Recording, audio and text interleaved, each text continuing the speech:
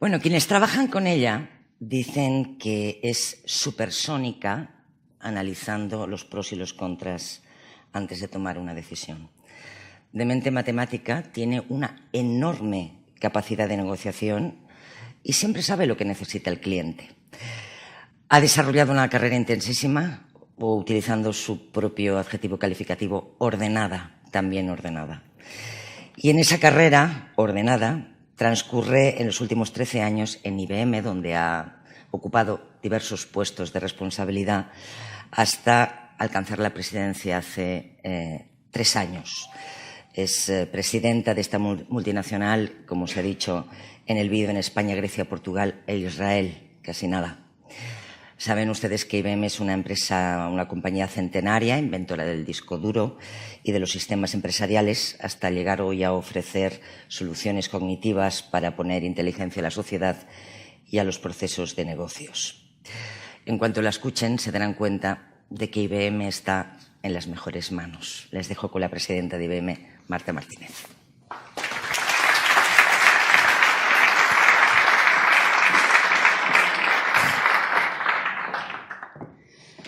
Bueno, pues muchísimas gracias por la presentación. La verdad es que para mí es un verdadero honor estar hoy aquí, porque bueno, pues agradecer al Grupo Norte que me ha hecho la invitación en yo creo en una idea que desde luego yo sigo muchísimo desde el punto de vista personal, que es la cultura de la innovación, porque al final es verdad que hablamos mucho en las compañías, hablamos mucho en la sociedad, pero no es nada sencillo el inculcar una cultura de innovación en las compañías y en las personas, ¿no? Con lo cual yo creo que de verdad dar enhorabuena al Grupo Norte, porque la iniciativa para mí del canal Innova yo creo que es una iniciativa pues muy potente y con muchísimo sentido, porque bueno, parte de lo que yo os voy a contar hoy es que sí o sí la innovación no es una opción. Eso no es una opción. Yo creo que ya tiene que ser absolutamente algo que lo tenemos que tener inmerso en nuestros empleados, en nuestra forma de hacer de cara a futuro. Yo creo que tiene que ya formar parte de nuestra cultura, ¿no? Yo voy a empezar contándoos y ponerlos el contexto de un estudio que hace IBM a nivel mundial cada 2 años, en las que, bueno, pues en el último estudio que hicimos el año pasado estuvieron 7.000 CEOs de todo el mundo, y que nosotros hay una pregunta que hacemos permanentemente en los últimos 10 años, desde el 2004, que cuáles son los factores que están influyendo más en su compañía, cuáles son los factores que creemos que influyen más en la compañía. Y ya en los últimos 2 estudios salían los factores tecnológicos como número 1, y se confirmó en el estudio del año pasado que sigue siendo el factor tecnológico el número 1. Luego los factores de mercado, factor macroeconómico, pero el factor tecnológico ya se ha consolidado de forma definitiva en todas las industrias como lo que puede afectar más de cara al futuro de una compañía. Con lo cual yo creo que es un punto bastante importante desde, bueno, como herramienta y como potencia real para ayudarnos en la transformación de nuestras compañías. Este dato seguro que os va a sorprender más. También es un dato que lo incluimos el año pasado como novedad y ya nos dio un porcentaje que yo creo que era llamativo, y este año todavía es. ¿Dónde va a venir la competencia? ¿Dónde vemos que van a salir nuestros competidores? Ya el año pasado el 43% salía de otros sectores, una cifra significativa. Y ha aumentado más todavía en el último estudio, 54% van a venir de otros sectores, es decir, me van a salir competidores que no conozco, de no la industria tradicional, que son mis competidores. El 29% vendrán de otro sector y un 19% pues, consideran que del mismo sector, y un 19% pues, realmente no lo tiene claro, ¿no? Pero un 54% de los CEOs piensan que ya los competidores no son los tradicionales. Y esto yo creo que nos tiene que hacer y dar mucho que pensar. Es muy, muy importante. Este es un ejemplo. Si vemos este tipo de compañías, claramente son en este 54% que estamos viendo y compañías de muchísimo éxito y totalmente diferente. Uber, una compañía con 160.000 vehículos en Estados Unidos que no tiene automóviles. O sea, claramente compite con una compañía de taxis sin coches, porque los coches no son suyos, ¿no? Con lo cual es un modelo totalmente distinto. O Airbnb tiene 1,5 millones de casas que ofrecer y se ha convertido en la compañía más grande desde el punto de vista de poder, ¿no?, dar servicio de habitaciones. No compite con un hotel, pero al final sí es una competencia real sin tener la propiedad de las casas, porque también tiene 1,5 millones que no son suyas, ¿no? Con lo cual es un modelo también absolutamente distinto. O Alibaba es el mayor distribuidor desde el punto de vista de una plataforma digital sin stock, porque tampoco tiene stock. Y ni qué decir tiene, que es un ejemplo bastante ya maduro, como es Facebook, desde el punto de vista de publicidad y de comunicación, cuando los contenidos no son propios. Con lo cual, yo creo que esto cambia el paradigma radicalmente de, bueno, cómo es nuestra forma de operar, cómo es nuestra forma de actuar, entendiendo que tenemos que abrir los ojos mucho más allá de nuestro sector tradicional, de nuestra industria tradicional y de lo que hacemos. Y esto a veces la gente es, claro, yo no voy a opinar sobre me gusta o no me gusta, porque la gente es, claro, es que esto del mundo digital, es que claro, pues qué horror. Dices, vamos a dejar esa discusión para otro momento, porque nos daría un gran debate, ¿no? Pero lo que no podemos es obviar lo evidente. Lo que tenemos que entender es que estas compañías de este tamaño se están configurando empresas totalmente distintas porque la tecnología claramente les permite hacer cosas que antes no le permitía. Y están haciendo, pues claramente, otro tipo de negocios. Entonces yo creo que es muy importante para mí siempre en la vida entender la realidad. Esto es un tema real, es un tema factual. Lo que tenemos que hacer es, bueno, yo veré qué quiero hacer, yo veré cuál es mi estrategia, yo veré qué cosas quiero dedicarle. Pero es muy importante para poder actuar, entender lo que está pasando. Entonces yo creo que el saber que están naciendo ese tipo de compañías totalmente distintas a las tradicionales, pues yo creo que es un tema que sí o sí tenemos que interiorizar todos en cada uno de las industrias en las que operamos. Vamos a aterrizar en estos, expuesto como ejemplos, vamos a intentar aterrizar en qué está ayudando a que nazcan este tipo de empresas nuevas o qué está ayudando a que podamos transformar nuestras empresas de una manera distinta, ¿no? Y vamos a dividirlo en 3 bloques y luego voy a ir evolucionando un poquito más a lo que está pasando con la tecnología. Es verdad que hablamos del tema del Big Data como tema importante. Lo más importante aquí es la información, cuando estamos hablando de que realmente cuánta información se está generando en el mundo que nos permite hacer cosas distintas. Eso es un tema que es muy relevante y ahora lo hablamos más en detalle. 1 billón de transistores por habitante del planeta. 1 billón de transistores, es decir, lo que pasa es, claro, un transistor ya cuesta prácticamente nada, con lo cual es muy fácil sensorizar casi cualquier cosa. Pero estamos hablando de 1 billón de transistores por habitante. 2.500 millones de gigabytes de datos nuevos al día. Es decir, que al final es mucha información diaria de lo que se está produciendo y 1 billón de dispositivos conectados. Con lo cual, que el tema de la información o que el tema del dato está cambiando el paradigma de lo que vivimos, también es un tema factual. Otra gran tendencia, todo lo que son las plataformas cloud y lo que es el modelo de infraestructura en la nube, que también lo voy a comentar un poco en detalle, no por la importancia en sí de las infraestructuras, sino por los modelos de negocio que nos permite hacer, ¿no? Y todo lo que tiene que ver con el mundo de la movilidad, porque realmente el modelo de interacción, tanto con nuestros empleados como con nuestros clientes, el mundo de la movilidad lo ha configurado de una forma totalmente distinta, ¿no? Entonces, ¿qué pasa en los datos? Al final, los datos antes... ¿Por qué ahora se habla tanto del Big Data? ¿Por qué es tan importante? Porque es que al final, en cualquiera de las industrias en las que estamos, nos está haciendo poder pensar al menos en cosas distintas. Tenemos información que antes o la teníamos o no éramos capaces de evaluarla y que hoy sí podemos actuar. Estamos hablando, claro, en lo que es todo lo que tiene que ver con mi expediente médico de un individuo, estamos hablando de que puede ser 300 millones de libros que ocuparía el de una persona. el expediente médico de una persona, que es brutal. Y dices, claro, ¿y podemos hacer algo? ¿Puedes prevenir cosas? ¿Puedes atender mejor? ¿Puedes prevenir mejor que lo que hacías antes? Pues yo creo que se pueden hacer muchas cosas en el mundo de la medicina y luego hablaremos. 350 megabits por segundo que genera un coche conectado. O sea, un coche conectado genera mucha información cada segundo y también se puede actuar. Y eso es un tema que está pasando, ¿no?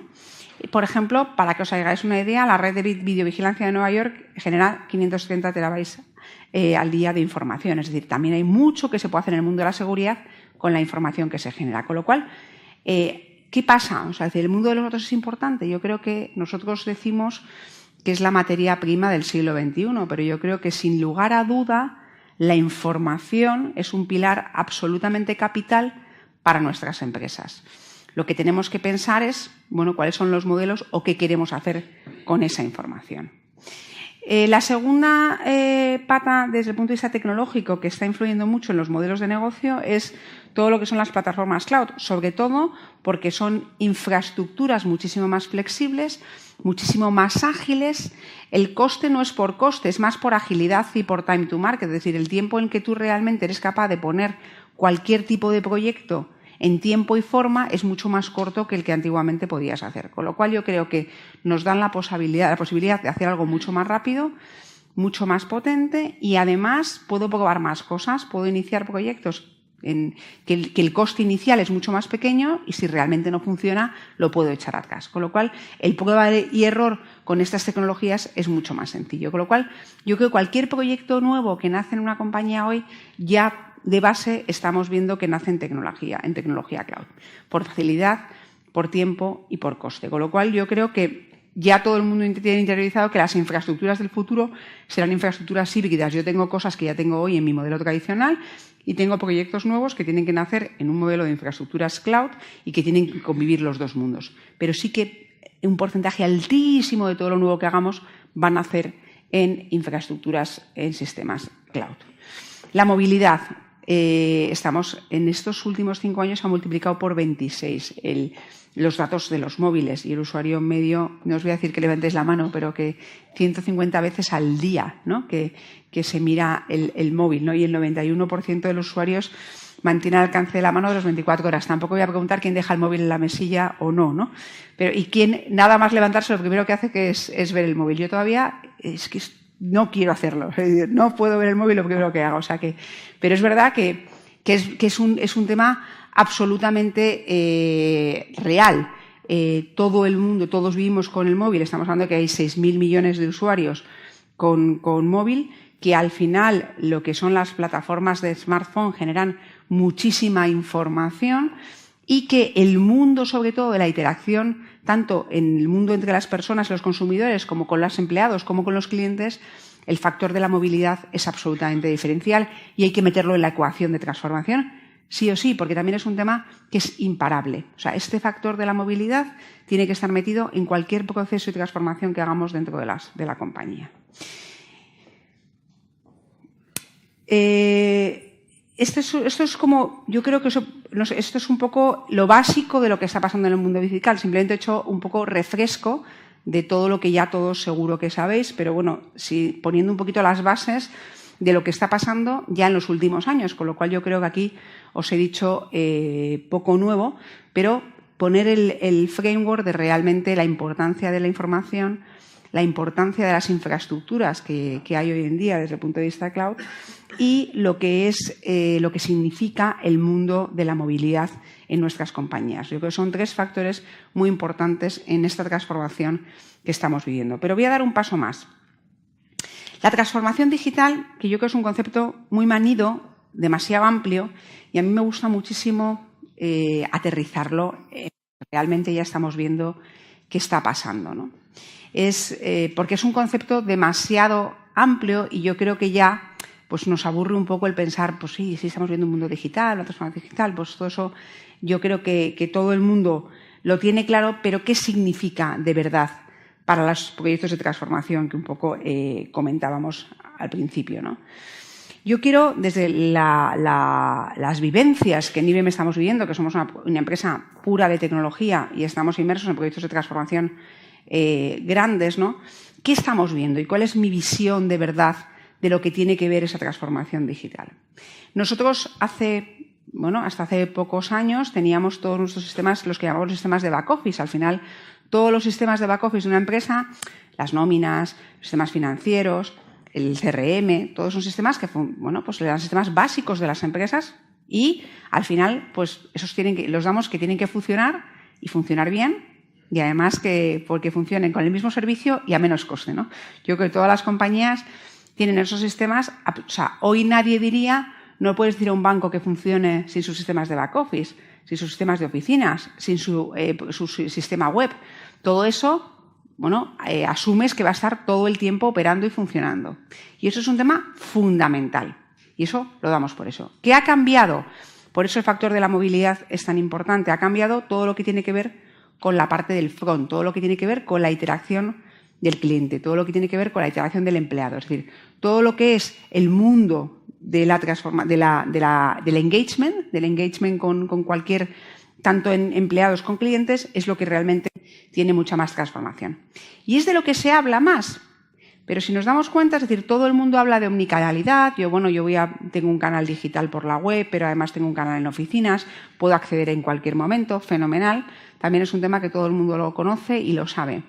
Pero se habla mucho menos de los procesos de transformación, y yo que lo comentabas también al principio, de los procesos de transformación en lo que es la parte del back. Es decir, si tú eres capaz de cambiar la atención al cliente, pero luego lo que hay detrás no eres capaz de transformarlo, tienes un problema.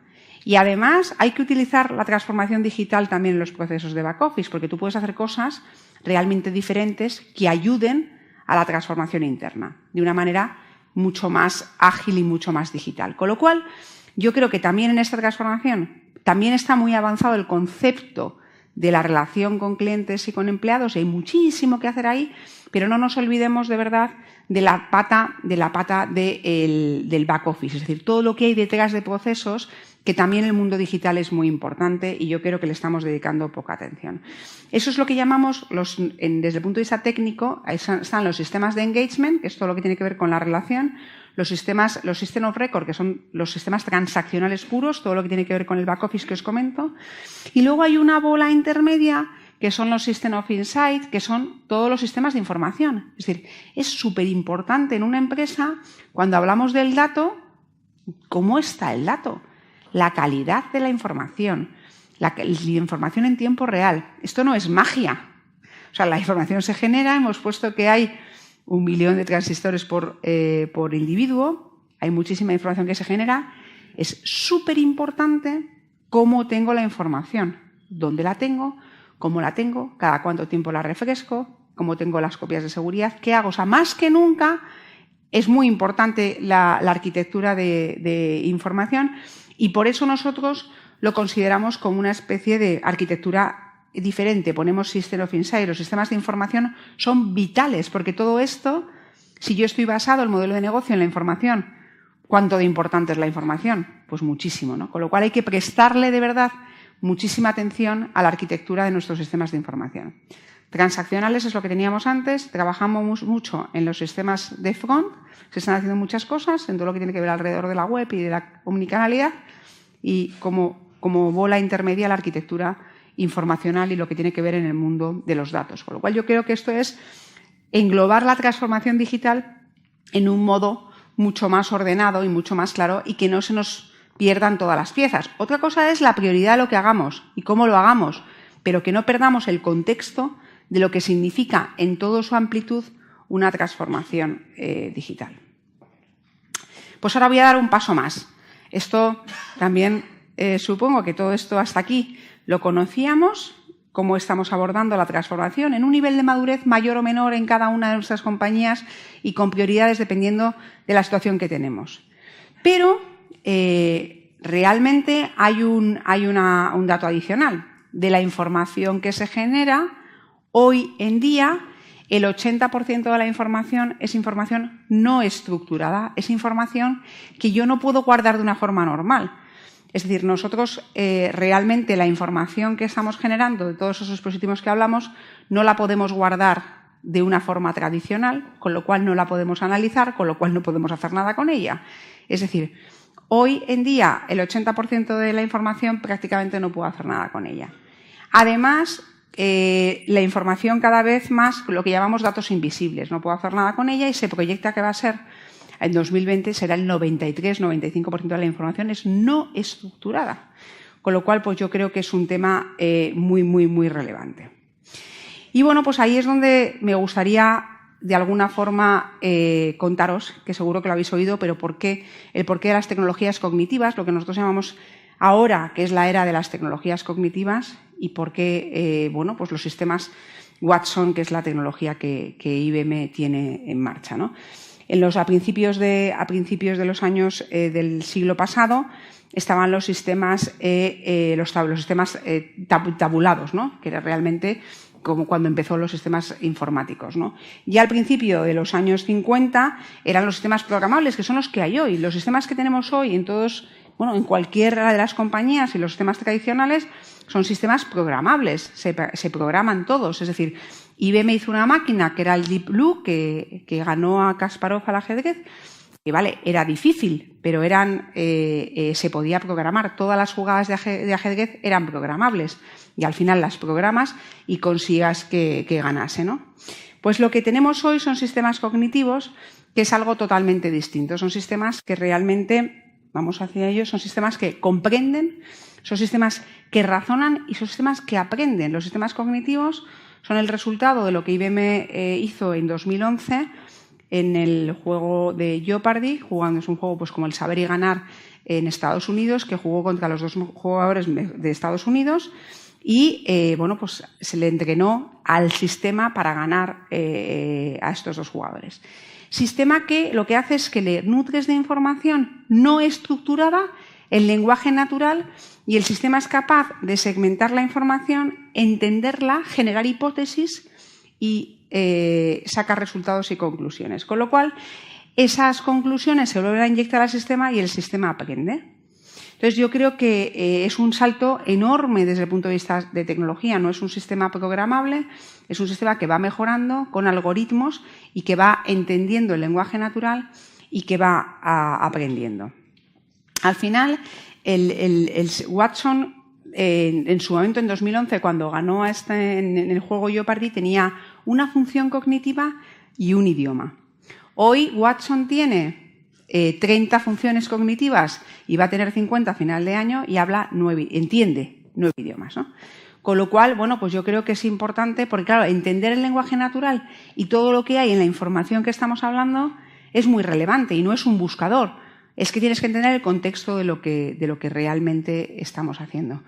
Por ejemplo, cuando hablamos de 300 millones de libros en lo que es una ficha médica, pues claro, uno de los mayores de lo que más se está haciendo en tecnologías Watson es en medicina, ¿no? En medicina al final tenemos muchísima investigación desde el punto de vista de cualquier enfermedad y para poder diagnosticar y para poder poner un tratamiento, cuanto mayor analicemos la información que tenemos, pero la información no estructurada, podemos acertar más en el diagnóstico y en el tratamiento. Con lo cual, bueno, pues una de las utilidades claramente es, luego pondré varios ejemplos de lo que estamos haciendo, ¿no? Pero realmente yo creo que es muy importante entender lo que significa la informática tradicional, incluso en todo el mundo digital, y lo que es la informática cognitiva. Porque al tener este tipo de sistemas es poner una capa de inteligencia a la información no estructurada y lo que tenemos que aprender es cómo le podemos dar utilidad a la combinación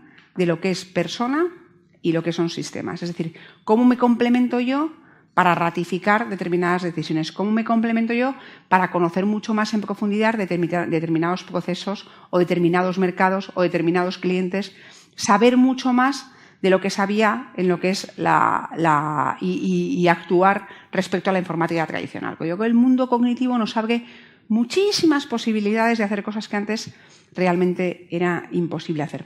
Y ahora me gustaría pasar, para que lo visualicéis mejor, un vídeo. Por favor. I am a technological breakthrough. This morning, I read over 4,000 articles on leukemia in less than a second. たった数週間で新しい言葉も話せるように。 Thousands of new laws were published yesterday, and I'm up to speed on all of them. I know every detail of every public quarterly report in the last 20 years. I can spot diseases before a patient displays a single symptom. I can understand euphemisms, idiosyncrasies, and complex metaphors. I can tell what's going to sell out before it ever trends online. I can forecast the weather in over 2.2 billion locations at the same time! I can grow with you. I can coach you. Enrich you. Enlighten you. And I'm just getting warmed up. Hello, my name is Watson. Together we can outthink the limits of what's possible. Welcome to the cognitive era.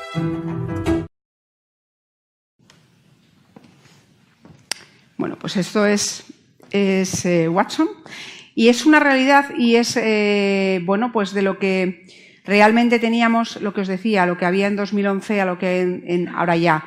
Estamos trabajando en todas las industrias para ver las aplicaciones reales de Watson, con lo cual, bueno, pues yo creo que es un tema que antes era una prueba y ahora es una tecnología ya en producción en muchísimas industrias. Vamos a ver qué tipo de cosas reales ya con ejemplos. Como os decía, el mundo de la sanidad y el mundo de la salud, de hecho se ha hecho una división solamente que llamamos Watson Healthcare, o sea, es una de las industrias más potentes y específicamente el mundo de la oncología, pues por ejemplo es un hospital en India en la que realmente hoy ya se están tratando 1,2 millones de pacientes con tecnologías Watson, es decir, lo que hace Watson es aprender de los mejores. Nosotros tenemos ya varios años corriendo en el Memorial Sloan Kettering en Nueva York todo lo que son las tecnologías para diagnósticos de cánceres, en los cánceres más usuales, ¿no? Entonces, en esa lista de cánceres ya se ha probado el Memorial lo que funciona, los diagnósticos, lo que se puede hacer, qué tratamientos funcionan mejor y todo eso está haciéndose una información realmente profunda para poder expandir a otros sitios, ¿no? Pues ese trabajo que se ha hecho en el Memorial, hay una aplicación que es Watson Oncology para oncología y esta solución se ha aplicado en un hospital en India, ¿no? Es decir, ya con el conocimiento del Memorial Sloan Kettering se ha trasladado la información de poder diagnosticar cáncer y poner tratamientos con cierto nivel de conocimiento y rigor para que apoyar el médico en la decisión, con lo cual yo creo que es un tema para mí pues muy profundo, en decir cómo estos señores pueden acertar más en sus diagnósticos en un hospital en India y es un tema que ya está funcionando. Otro ejemplo, Medtronic. Nosotros hemos hecho un acuerdo con Medtronic desde el punto de vista, pues la enfermedad más crónica es la diabetes. Bueno, pues no sé si tenéis, seguro que todos tenéis algún amigo familiar que tiene diabetes y lo que puede ser una crisis diabética al final se hace en segundos, pasa pocas veces, pero es verdad que en segundos se puede actuar muy poco y es muy peligroso, ¿no? Lo que realmente nos permite la tecnología que se está haciendo ya con Medtronic y con Watson es prevenir con 3 horas una crisis diabética, que ya se puede actuar. Entonces, hoy en día, con los pacientes que están en la base de datos de Medtronic, desde el punto de vista de toda la información de su enfermedad, con Watson puede predecir la crisis diabética con 3 horas. Con lo cual, claro, de segundos a 3 horas es de poder actuar a no actuar. Con lo cual yo creo que es un tema pues, muy importante en lo que estamos trabajando con Medtronic para los enfermos de diabetes. SoftBank es una empresa japonesa que tiene estos robots que son así, en esa forma, que se llaman Pepper, y se está trabajando cómo le podríamos dar inteligencia cognitiva a estos robots para hacer determinadas tareas más automatizadas, pero con cierto rigor y con cierta satisfacción. Y, por ejemplo, están en los hoteles Hilton, en los hoteles, en la parte de atención, parte de las mayores quejas son atenciones muy simples, pero son las atenciones de la gente del servicio. Con lo cual, lo que se le ha entrenado al robot para estos hoteles es para cosas muy facilitas que pueda responder a los clientes de una forma rápida, ¿no? Y ya están puestos en los Hilton. Barrios, Sésamo Street, en la educación. Por eso decía que está en todas las industrias.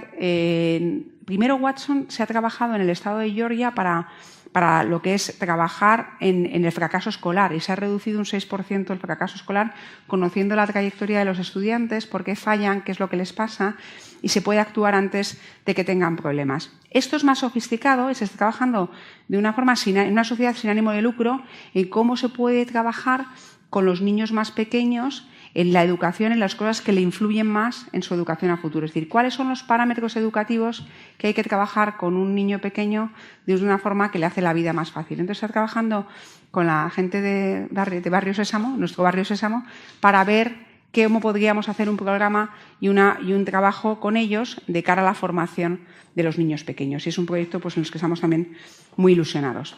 Y por último, comentaros que aparte de las tecnologías Watson, por ejemplo, es muy importante todo lo que tiene que ver con lo que hemos hablado de la sensorización en Internet de las cosas, que también se habla mucho, y la adquisición, por ejemplo, que ha hecho IBM, que es la compañía de Weather Company, que es la compañía con más sensores del mundo. Tiene 3.000 millones de dispositivos alrededor del mundo para predecir el tiempo cada 15 minutos.